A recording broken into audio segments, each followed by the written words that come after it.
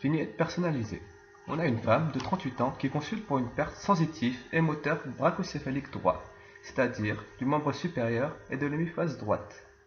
Durant l'anamnèse, on apprend que cette femme a une fibrillation auriculaire grâce à l'électrocardiogramme.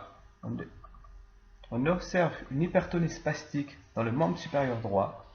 De plus, cette femme est hypertendue, fumeuse et prend la pilule contraceptive. Le diagnostic posé est une parésie brachiocéphalique droite suite à un accident vasculaire dans l'artère cérébrale moyenne, gauche, ou encore appelée artère sylvienne.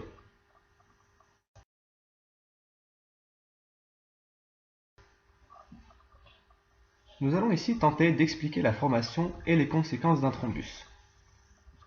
Selon la triade de Virchow, il y a 3 facteurs majeurs qui peuvent augmenter le taux de formation d'un thrombus.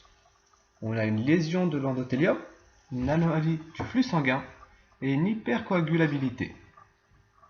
Malheureusement, notre patiente joue sur les 3 tableaux. Le tabac et la pilule augmentent la coagulabilité du sang. La fibrillation auriculaire engendre une anomalie du flux sanguin. Et enfin, l'hypertension provoque des lésions de l'endothélium, des artères. Suite à ça, on aura donc une formation d'un thrombus probablement au niveau de l'oreillette gauche. Ce thrombus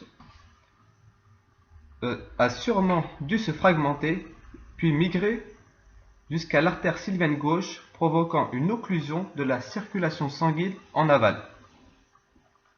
L'obstruction va causer une ischémie.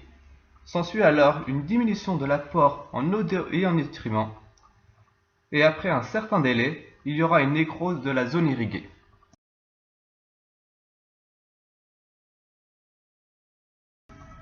L'artère sylvienne irrigue une large partie de la surface externe de l'hémisphère cérébral.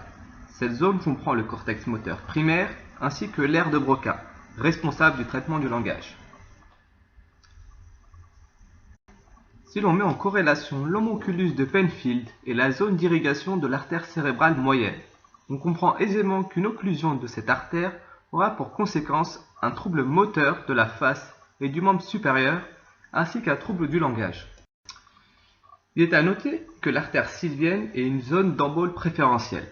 En effet, de l'oreillette gauche, l'embole se dirigera successivement vers le ventricule gauche, la crosse aortique, la carotide commune gauche, la carotide inter-gauche et atteint enfin le polygone de Willis à la base du crâne.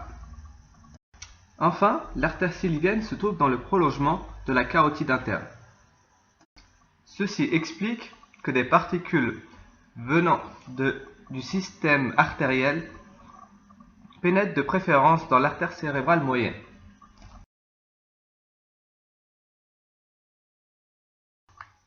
Les faisceaux pyramidaux servent à véhiculer la motricité volontaire via 2 neurones. Un premier supérieur dans le cortex et un second inférieur dans la moelle. C'est le motoneurone alpha. Nous allons ici décrire le trajet des faisceaux.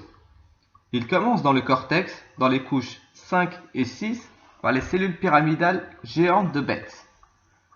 Les axones se projettent ensuite dans la capsule interne, avant de se trouver dans le pédoncule cérébral.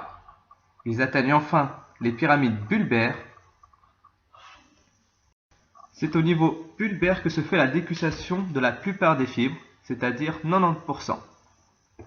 Cette décussation explique qu'une atteinte de l'hémisphère gauche donnera une parésie brachiocéphalique droite. Le traitement consiste en une injection de toxine botulique et de baclofène.